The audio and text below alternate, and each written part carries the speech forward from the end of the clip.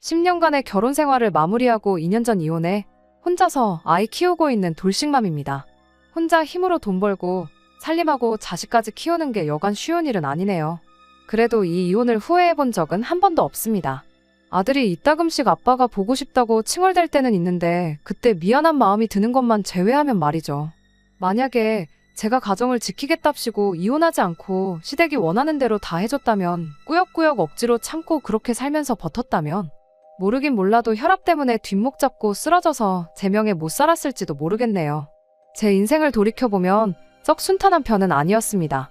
과거 아버지께서 빚보증을 잘못 써는 바람에 멀쩡했던 집안이 한순간에 폭삭 주저앉아버렸거든요. 지금은 어떻게 잘 이겨내서 평범하게 지내고 있긴 하지만 제가 결혼할 때만 해도 저희 집에서 그 어떤 지원을 기대할 만한 상황은 아니었습니다. 반면에 시댁은 저희 집과는 다르게 어느 정도 여유가 있는 집이었습니다. 남편 아래로 저랑 나이차가 얼마 나지 않는 신우가 있는데 한참 사회생활 해야 할 나이임에도 집에서 놀고 먹고 있었고 하고 싶은 공부가 있다고 해서 시부모님이 선뜻 당신들 돈으로 유학을 보내주는데 그것만 봐도 저희 집과 비교해서 많이 여유가 있는 집이구나 하는 생각이 들어서 부럽기도 했었죠.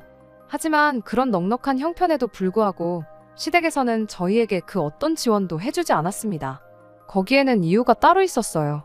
시어머니는 저희가 돈이 없으면 없는 대로 시댁에 들어와 당신들 모시고 살 것이라 생각했던 거였죠. 시어머니가 간과하고 있었던 건 제가 모아놓은 돈이 어느 정도 있었다는 사실이었습니다. 애초에 저도 집에서 아무런 지원을 받지 못하는데 시댁에서 아무 지원을 안 해준다고 해서 그게 섭섭한 상황은 아니었거든요. 비록 남편이 당시 모아놓은 돈이 그동안 제가 모아놓은 돈과 비교했을 때 보잘것없이 초라한 액수긴 했지만 애초에 시댁 지원이 없다고 해서 결혼을 포기할 생각이었다면 남편의 청혼부터 거절했었을 겁니다. 당장 모아놓은 돈이 얼마 차이 나는 것보다 같이 꾸려나갈 미래가 더 중요하다고 생각했던 저였거든요. 그리고 돈이 아무리 없다고 해서 시댁에 들어가 빌부터 살 생각은 더더욱 없었고 말이죠. 그래서 결국 시댁에 들어와 살라는 시어머니의 제안을 거절하고 저희들이 모아놓은 것만 가지고 결혼식을 올리게 되었습니다. 제가 모아놓은 돈에다 대출을 더 받아서 전세로 신혼집을 구했어요. 남편이 모아놓은 돈을 가지고는 혼수를 마련했습니다. 다행히 결혼식 비용은 축의금 들어온 걸로 대충 다 처리할 수 있었어요. 그 와중에도 조금이나마 아껴보겠다고 신혼여행도 KTX 타고 경주로 짧게 다녀왔습니다. 한 번밖에 없는 신혼여행을 국내 여행으로 퉁치는 게 아쉽긴 했지만 해외여행은 나중에 자리 잡고 나서도 갈 수도 있는 거였으니 당장 아쉬운 마음은 뒤로 하기로 했죠. 아무래도 어릴 적에 빚보증 때문에 이 꼴 저 꼴 다 보고 자랐다 보니 경제적인 어려움 없이 아이 둘 키우면서 평범하게 잘 사는 가정을 꾸리는 게 제 꿈이었어요. 경제적으로 안정감을 갖기 위해선 무엇보다 자가로 집을 가지고 있는 게 중요하다 생각했고요. 당시 남편은 이런 제 꿈을 존중해줬고 긴축하며 살아본 적은 한 번도 없었을진데 경제권을 저한테 넘겨주고 저한테 맞춰서 살아줬습니다.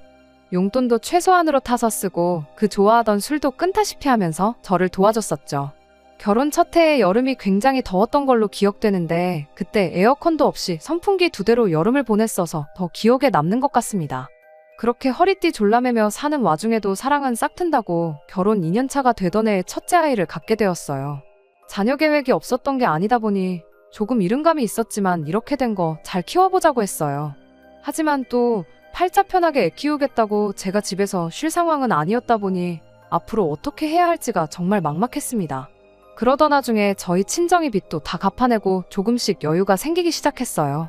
집안 형편 때문에 제가 가고 싶던 대학도 포기했던 게 결혼할 때 한 푼도 못 보태줬던 게 평생 마음의 짐이었다며 친정어머니께서 조리원 비용도 내주셨고 아이도 대신 돌봐주시겠다고 해주셨습니다. 그 덕에 저는 딱 2달 몸 추스르고 복직해서 맞벌이 생활을 이어갈 수 있었습니다. 그때가 한참 돈 모으는데 속도가 붙기 시작한 와중이었거든요. 그런데 아이 생겼다고 애 키워야 한다고 제가 덜컥 회사를 그만둬버리면 앞으로 돈을 모으기는커녕 여태껏 애써 모아놓은 돈까지 전부 까먹겠다 싶은 상황이었거든요. 그런데 저희 어머니께서 이렇게 선뜻 아이를 봐주시겠다 하니 정말 천만다행이다 싶었고 그 감사함은 이루 말할 수가 없었습니다. 하지만 그러던 와중 시어머니의 불만이 날이 갈수록 심해져 갔어요. 매일 친정어머니가 아이 봐주러 저희 집에 들락거리는 게 거슬렸던 거였죠. 그걸 가지고 제가 친정하고 시댁을 두고 차별을 하고 있다며 아주 난리가 난 거예요. 그런 시어머니의 반응이 참 황당하고 어이가 없었죠. 제가 뭐 저희 집에 오겠다는 시어머니를 오지 말라고 막은 적이 있던 것도 아니었거든요. 애초에 저희 결혼할 당시에 시댁 들어와서 살라는 걸 거절하고 알아서 집 구해서 결혼식을 올린 걸 두고 아주 부모를 우습게 보는 자식들은 필요 없다고 니들 마음대로 하고 살라고 하시며 저희 신혼집 집들이도 안 오셨던 분이세요. 우리 아이가 태어났을 때도 축하는커녕 이참에 직장 그만두고 집에서 애나 키우라고 하셨던 분이죠. 그런 분이 저를 두고 친정만 편애하고 시댁을 배척한다고 하고 있으니 뭐라 할 말이 없더군요. 그렇다고 저희가 시댁을 찾아가지 않았던 것도 아니었어요. 언제까지 사이 나쁘게 지낼 수는 없으니 매달 한 번씩은 꼭 찾아뵙고 그랬었죠. 저희가 찾아간다고 해서 저희를 뭐 버선발로 마중을 나오신다거나 하는 것도 아니었습니다. 허리가 아프네, 몸이 쑤시네 하면서 밀어놓은 집안일을 저에게 눈치 주면서 시키기가 일쑤였고 저희는 한푼이 아쉬워 아끼고 있는 와중인데 그걸 알고 있으면서도 이게 먹고 싶네, 저게 먹고 싶네 하면서 저희들 데리고 외식 나가 한 번에 20만 원, 30만 원씩 쓰게 만드는 게 일이었죠. 계산할 때가 되면 그깟 외식비 얼마 나온 걸 가지고 손을 바들바들 떨고 있느냐며 그렇게 돈을 아끼고 싶으면 시댁에 들어와 사는 게 맞지 않느냐고 빈정대질 않나? 저보고는 사돈 다 늙어서 애나 돌보게 만들고 개고생을 시키고 있다며. 불효가 다른 걸 두고 불효라고 말하는 게 아니고 너가 하는 짓을 두고 불효라고 하는 거라고 악담을 퍼붓기도 하셨습니다. 이참에 회사 그만두고 애도 직접 키우고 시댁 들어와 살면서 돈도 아끼고 살림하면서 효도나 하라고 하는데 말도 안 되는 소리였죠. 친정어머니 고생시키고 있던 건 틀린 말은 아니지만 그 고생은 저희 어머니가 하고 계셨는데 왜 저희가 시댁에 들어가서 시어머니한테 효도를 해야 한다고 하는 건지. 그런 앞뒤가 맞지 않는 소리를 하면서 계속 합가를 하자고 나오는데 그게 솔직히 너무 부담스러웠습니다. 제 나름대로 이런 시어머니의 악담은 한 귀로 듣고 한 귀로 흘려보내며 싹 다 무시하려고 노력했어요. 잊을만 하면 전화해서 저한테 잔소리를 해댔고 저희가 시댁에 직접 찾아뵙는 날이면 그때는 아예 얼굴 보는 앞에서 대놓고 갑질을 하고 그랬지만 언젠간 좋은 날이 오겠지 하고 생각하며 속으로 꾹꾹 눌러 참고 애써 무시했습니다. 시어머니가 저렇게 악담을 쏟아내는 와중에도 어머니라고 해서 찍소리도 못하고 멀뚱히 있는 남편이 원망스러울 때도 있었어요. 하지만 최대한 그런 남편의 심정도 이해해주려고 노력했습니다.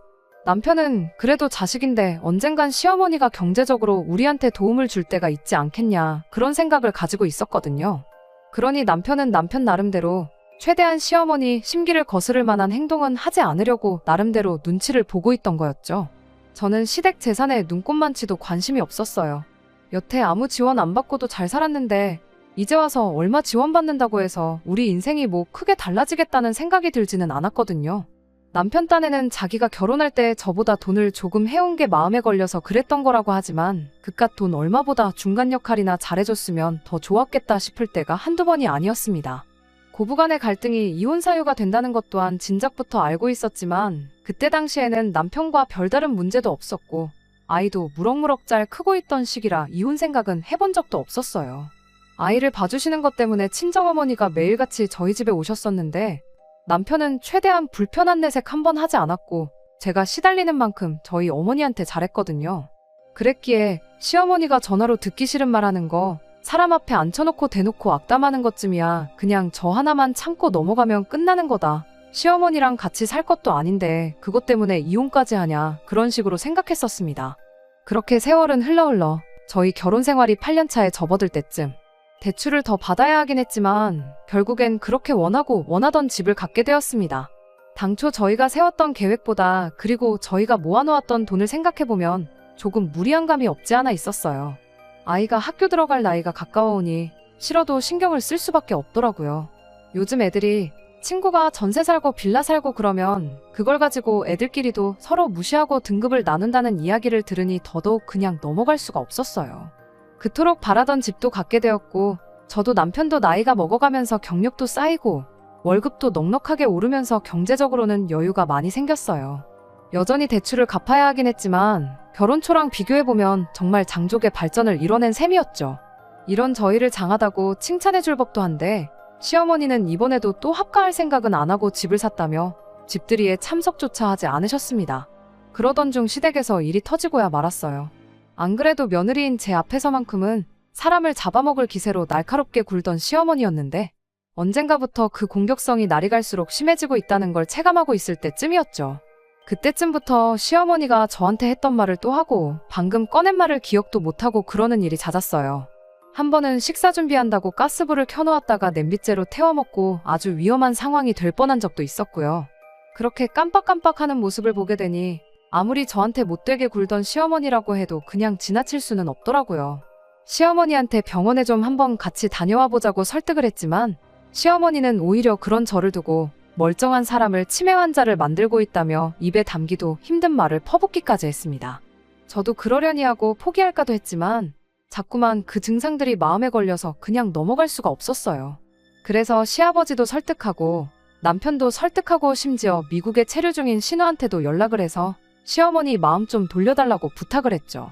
기나긴 설득 끝에 결국 시어머니를 모시고 병원에 다녀올 수 있었습니다. 결과는 제가 우려했던 대로 치매였어요. 다행히 비교적 초기에 발견된 상황이라 약물 치료를 시작하면 상태가 호전될 수 있으니 크게 걱정 말고 일단 상황을 지켜보자는 이야기가 나왔습니다. 그렇게 앙칼지던 시어머니가 자꾸 초라하게 보이더군요. 하지만 안쓰러운 마음도 잠시였어요. 아무리 치매 판정을 받았더라도 며느리를 부려먹어야겠다는 마음은 까먹지 않으시더라고요. 오히려 치매 판정을 받은 이후부터는 매일같이 퇴근 시간마다 전화를 해서 네가 나 대신 네 시아버지 밥 좀 챙겨다오 하면서 저를 본격적으로 부려먹으려 들기 시작했어요. 집안일이 잔뜩 쌓여있는 건 기본 옵션이나 마찬가지였고요. 치매라는 병이 정말 신이라는 게 존재하는가 싶을 정도로 무섭고 슬픈 병이잖아요. 그동안 제대로 된 며느리 대접 한 번 받아본 적 없었지만 그래도 시어머니가 정말 딱하다는 생각뿐이었어요. 남편도 엄청 우울해했고요. 저한테 상황이 상황인 만큼 시댁 좀 신경 써달라고 부탁을 해왔습니다. 매일같이 퇴근길에 시댁에 들락날락하면서 집안일을 해주는 건 불가능했지만 최대한 자주 찾아뵙고 신경을 써보겠다고 했어요. 남편은 납작 엎드려 절이라도 할 기세로 저한테 고맙다고 말해왔고요. 하지만 약물 치료가 어머님 상태를 호전시킬 수도 있다던 희망적인 그 말과는 다르게 시어머니의 증세는 날이 갈수록 더 심해져 갔습니다. 요 근래에는 화장실 실수도 종종 하기 시작했어요. 그간 매일같이는 아니더라도 제가 꼭 주에 한 번은 퇴근길에 시댁에 들러 밀린 집안일도 해놓고 가고 그랬었는데 이젠 화장실 실수까지 하게 되니 제가 일주일에 한 번 오는 걸 가지고는 어떻게 손쓸 방도가 없었어요. 시부모님이 경제적으로 여유가 없는 분들도 아닌데 왜 간병인 부를 생각은 하지도 않고 저한테 다 떠넘기는지 싶었죠. 남편도 종종 한 번씩 시댁에 들러서 얼굴을 비추긴 했는데 저한테 시키는 것과는 다르게 남편한테는 그 어떤 집안일도 시키지 않는 것처럼 보였습니다. 한참 그렇게 정신없이 살고 있던 와중에 제가 또 아이를 갖게 되었습니다. 아이 둘 낳아서 행복하게 잘 사는 게 제 소원이긴 했지만 사실 당시에 하나 키우는 것만으로도 벅차서 둘째 계획은 거의 포기 상태나 마찬가지였었어요. 조심한다고 했는데 난데없이 아이가 생겼으니 정말 당황스러웠죠. 집을 이사하면서 대출도 새로 받았고 저희 어머니한테 또 갓난쟁이부터 새로 한 명 더 키워달라 부탁드리기엔 너무 염치가 없는 거 아닌가 하는 생각을 하니 어떻게 말을 꺼내야 할지 고민이었어요. 다행히 저희 어머니께서는 둘째고 셋째고 낳기만 하면 당신이 다 봐줄 테니 그런 부분에 있어서 걱정은 하지 말라고 건강하게 출산할 생각만 하라며 저를 안심시켜 주셨어요. 친정어머니 덕분에 안심이 되긴 했지만 한편으로는 시댁엔 어떻게 이 이야기를 꺼내야 하나 싶었습니다. 그나마도 제가 주마다 한두 번씩 얼굴 비추고 집안일 도와드리고 그랬는데 이제 둘째가 생겼으니 앞으로는 그걸 못해드린다는 말을 전해야 했으니까요. 시아버지의 반응은 제가 예상했던 그대로였습니다. 오히려 제 예상보다 더하며 더했지 절대 덜하지 않았어요. 시아버지한테서 치매 환자인 시어머니를 살펴야 하는 이 시국에 둘째를 갖는 게 말이나 되냐며 니들 지금 생각이 있냐 없냐는 잔소리를 들어야 했습니다. 그리고 애 가진 게 무슨 벼슬이냐고 네가 애를 가진 거랑 아픈 시어머니 돌보는 거랑 무슨 상관이 있냐는 소리를 하더군요. 네 시어머니도 신우 가졌을 때 남편 키워내면서 집안일도 다 하고 집안어른들 모시면서 다 해냈다는 말을 보태면서요. 그걸로 모자라 시어머니가 저렇게 된 게 저한테도 책임이 있다고 하면서 제 탓을 하더라고요. 진작에 처음부터 니들이 들어와 살면서 시어머니를 모셨더라면 어머님이 저렇게 되지 않았을 거라고요. 편하게 며느리 효도받으며 살아야 할 때에 떨어져 살면서 계속 고생시킨 장본인이 바로 저라는 소리였죠. 그러니까 이참에 더 늦기 전에 회사 그만두고 시댁 들어와서 시어머니 간호나 극진하게 해보라는데 이야기 들어보니 어머님 고생시킨 건 다른 사람이 아니라 아버님이 제일 고생시킨 것처럼 보이는데 제가 아니라 아버님이 어머님 간호를 해야 하는 게 맞지 않냐는 말이 목끝까지 차올랐습니다. 직접적으로 저렇게 말하는 대신에 저는 신우 이야기를 꺼냈죠. 자식도 안 하는 간병을 왜 자꾸 저한테 바라시냐고요. 두 분한테는 신우가 있지 않냐고.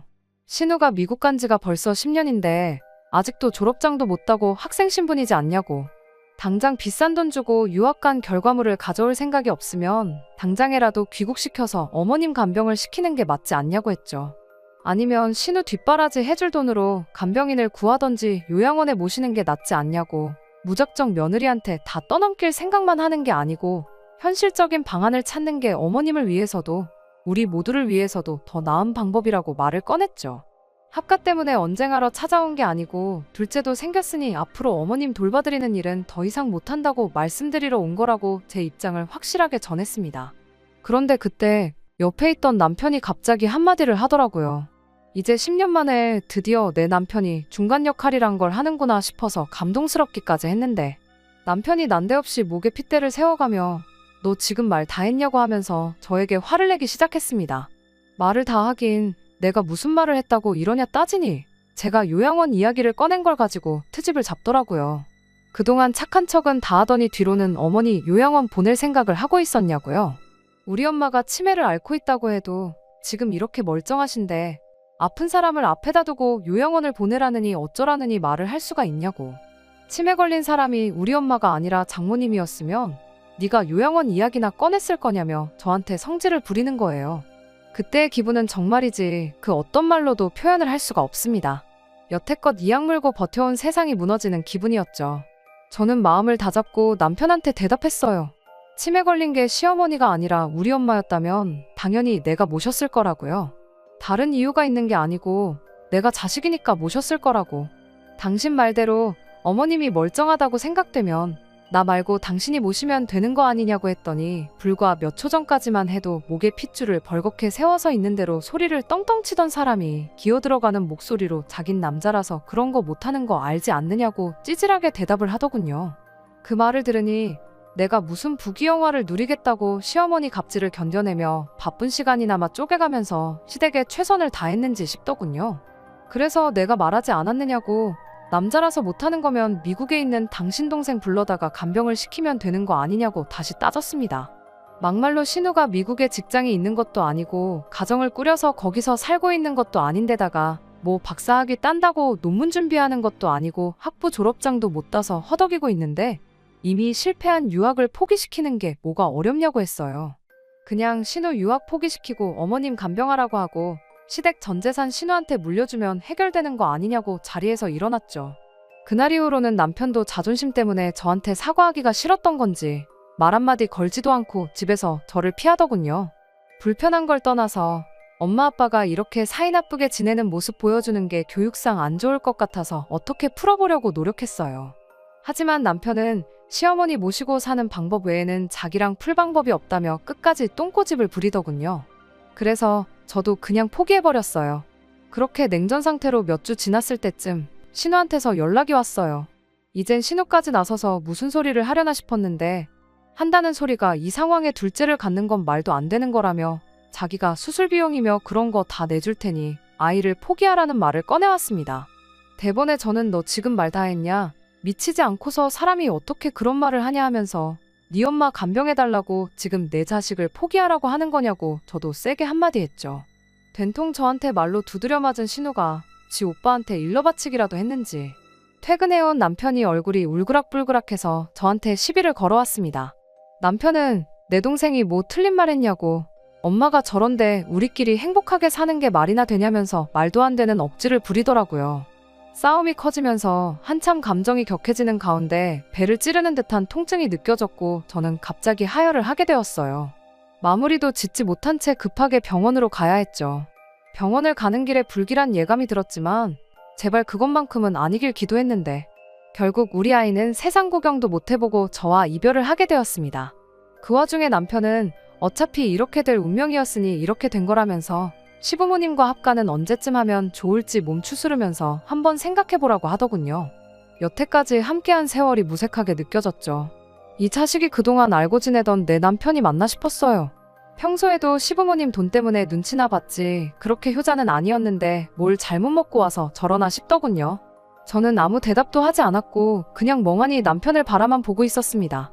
남편도 눈치가 있으니 뭔가 안 좋은 낌새를 눈치챈 건지 병원비랑 그런 건 신우한테 보내달라고 할 테니 일단 그런 부분은 걱정하지 말라고 말하며 도망치듯 병원을 빠져나갔어요. 퇴원하고 집에 돌아가는 길에 저는 구청에 들러서 이혼 서류를 챙겨서 왔습니다. 그리고 그날 저녁 남편한테는 퇴근하면 시댁으로 오라는 말 한마디 남겨놓고 혼자서 이혼 서류를 작성하기 시작했죠. 아이를 친정에 맡겨두고 남편 퇴근 시간 맞춰서 시댁 앞에서 남편이 오길 기다렸습니다. 남편이 시댁에 들어가는 걸 보고 저도 그제서야 시댁으로 따라 들어갔고요. 들어가자마자 다른 그 어떤 말도 꺼내지 않고 시아버지와 남편 앞에 준비해놓은 이혼 서류를 집어던졌어요. 제가 집어던진 게 이혼 서류인 걸 알게 된 시아버지와 남편은 아무리 그래도 그렇지 이혼까지 하는 건 아닌 것 같다며 그제서야 제 눈치를 보며 저 자세로 나오더군요. 애를 아빠 없이 크게 만들 생각이냐며 애를 생각해서라도 성급한 결정 내리지 말라고 그리고 오늘부터라도 다른 좋은 방법이 없는지 한번 알아보자고 저를 회유하기 시작했어요. 두 사람에게 나는 이미 마음 굳혔으니 그걸 돌릴 생각하지 말라고 했습니다. 이 집구석에 단 1분 1초도 있기 싫은데 이혼 서류 전해주러 온 거니 그렇게 알라말하고 저는 자리에서 일어났어요. 두 사람이 동시에 밖으로 나가는 저를 쫓아와선 또 우리 아이를 걸고 넘어지더군요. 아무것도 모르는 우리 손자는 무슨 잘못이냐고 너 같은 건 애 엄마 자격이 없으니 애는 데려갈 생각하지 말라고 하더라고요. 애 보고 살고 싶으면 이혼은 없던 걸로 하라고 겁을 주는데 사실 양육권을 포기하고픈 마음은 눈꼽만치도 없었지만 괜히 아이 때문에 망설이는 모습을 보여줬다간 그걸 빌미로 주도권을 넘겨주게 될까봐 알겠다 말하고 양육권은 포기할 테니 우리 아이 훌륭하게 잘 키워달라고 대답했죠. 제가 강하게 나오니 시아버지가 애를 엄마 없이 어떻게 키우냐며 어버버버거리고 있고 남편도 악에 받쳐서는 나는 절대 이혼만큼은 해줄 생각이 없다며 저 보는 앞에서 이혼 서류를 갈기갈기 찢어버리면서 맞불을 놓더군요. 그런 남편에게 협의 이혼을 할 생각이 없는 것 같은데 그럼 나도 어쩔 수 없겠다고 날 박는 대로 변호사 선임해서 법대로 해야겠으니 한번 갈 때까지 가보자고 했죠. 대신 법대로 하는 만큼 미국에 있는 신우를 포함해 당신 식구들 전부에게 위자료도 제대로 청구할 테니 그건 그렇게 알라고 엄포를 놓았습니다. 남편도 생각해보니 승산이 없는 싸움이란 걸 깨달았는지 바로 다음날 이혼 서류를 작성해서 보내왔어요. 결국 양육권도 제가 갖기로 했고 이혼도 하게 되었습니다. 다행히 진흙탕 싸움으로 번지지는 않았고 원만한 협의를 할 수 있었어요. 결혼할 때 제가 가져온 돈도 더 많았고 아이가 앞으로 자람에 있어서 양육비 문제도 있었으니 집은 대출 남아있는 그대로 제가 갖기로 했고 남편은 몸만 나가는 걸로 합의를 봤습니다. 그렇게 10년 결혼 생활에 종지부를 찍어버렸어요. 시작할 때 말했던 대로 혼자서 애 키우는 것부터 먹고 사는 것까지 힘든 일 투성이이긴 하지만 이 결정을 한 번도 후회해본 적은 없습니다. 그리고 얼마 전 우연찮게 남편의 지인을 마주치게 되면서 남편의 소식을 듣게 되었어요. 아이가 보고 싶다고 연락을 해올 법했는데 도무지 연락 한 통 오질 않아서 무슨 일이 있나 보구나 생각은 했었거든요. 시댁에서는 저랑 남편이 이혼하자마자 시어머니 간병을 할 사람이 없으니 결국 미국에 있던 신우를 불러내기로 했었다고 해요. 알고 보니 신우도 거기서 10년 동안 졸업장 하나 취득 못하고 학생 신분 유지하고 있었던 게 공부에 뜻이 있어서 그런 게 아니고 어떻게든 시민권자 남자를 만나서 결혼할 생각으로 뻐기고 있었던 거랍니다. 신우도 생각이 있으니 자기가 미국에서 10년 살았다는 것만 가지고 한국에서 먹고 살 가망이 없다는 걸 어렴풋이 알고 있었나 봐요. 거기에 치매 걸린 시어머니까지 모셔야 한다면 직장은커녕 결혼도 물 건너가겠다는 생각이었나 봐요. 그래서 어머니를 자기가 모시는 대신 시댁 유산은 전부 자기가 물려받는 걸로 하자고 제안했고 남편한테는 유산 포기각서를 쓰라고 강하게 나왔다고 합니다. 저희 결혼 생활 내내 남편이 시댁에 직접적으로 뭘 해줬던 건 며느리인 저를 부려먹는 것 말고는 전무했지만 남편은 그마저도 전부 자기 공 아니었겠냐며 여태까지 10년간 자기가 모신 게 있는데 어떻게 유산을 포기할 수가 있겠냐고 각서는 못 써주겠다고 나왔대요. 신우도 단호하게 그럼 오빠랑 아빠가 알아서 모시라고 한마디 했고 그 길로 가족들과 연 끊고 아예 미국에 눌러 살기로 했답니다. 남편과 아버님에겐 마지막 카드나 마찬가지였던 신우가 사라지고 나니 달리 선택지가 없어서 결국 남편이 시댁에 들어가서 아버님과 번갈아가며 밤낮으로 시어머니 간병을 하기로 했다나 봐요. 그런데 남편은 곧 죽어도 일하고 돌아와서 어머님 간병을 할 생각이 없었던 건지 일부러 퇴근도 늦게 하고 그러면서 모든 짐을 시아버지한테 떠넘겼다네요. 견디다 못한 아버님은 간병인을 구할 테니 남편 보고 간병인 비용을 대라고 나왔다 하고요. 남편 월급을 제가 뻔히 알고 있는데 지원금이 얼마나 나오는지는 모르겠지만 그 비용 빼고 나면 남편 월급에서 남는 게 거의 없을 거거든요. 그래서 간병인을 구하려던 계획도 무산이 되었고 어머님은 결국 집 근처 요양원으로 모시게 되었답니다. 그러는 과정에서 남편과 시아버지 관계도 소원해져서 결국 견디다 못한 남편은 그 집에서 독립을 해서 나왔고 지금은 회사 근처에 코딱지만한 원룸 하나 구해서 거기서 혼자 먹고 자고 살고 있다고 하더라고요. 사실 마음 한편으로는 시댁 식구들이 그동안 제가 얼마나 고생을 했는지 뼈에 사무칠 정도로 한번 직접 느껴봤으면 하는 바람이 있었어요. 시어머니도 오래오래 사셔서 더 오랫동안 시댁 식구들을 괴롭혀 주셨으면 했죠. 그런데 제 이혼을 계기로 아예 온 시댁 식구들이 서로 연 끊고 뿔뿔이 흩어지게 되었다는 이야기를 들으니 이것도 나쁘지 않은 결과인 것 같아서 속으로 혼자 만족스러워했네요. 뿌린 대로 거둔다는 말이 괜히 있는 말이 아니구나 싶기도 했고요. 이따금씩 제가 너무했던 건가 괜히 죄책감에 시달릴 때가 있었는데 결국 저 꼴이 난 걸 보니 제가 정말 좋은 결정을 내렸다는 생각뿐입니다. 이제 마음에 걸릴 거 없이 저랑 제 아이 행복만 생각하면서 살아가야겠어요. 끝까지 들어주셔서 감사합니다. 오늘의 사연은 여기까지입니다. 구독과 좋아요, 알람 설정 부탁드리고 더 좋은 사연으로 다시 찾아뵙겠습니다. 감사합니다.